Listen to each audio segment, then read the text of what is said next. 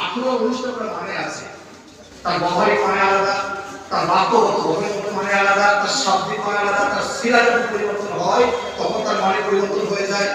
এই জন্যই আমরা অনেকে বলে থাকি যে সাধারণ মানুষ হাদিস কোরআন পড়বে না, সাধারণ মানুষ হাদিস কোরআন পড়বে না, সাধারণ মানুষ হাদিস কোরআন পড়বে, কিন্তু সে হাদিস কোরআন পড়ে যেটা সে শিখেছে বাস্তবায়ন করার আগে একজন পণ্ডিত, একজন আলেম, একজন মুফতি তার কাছে যাচাই বাছাই করে নেবে।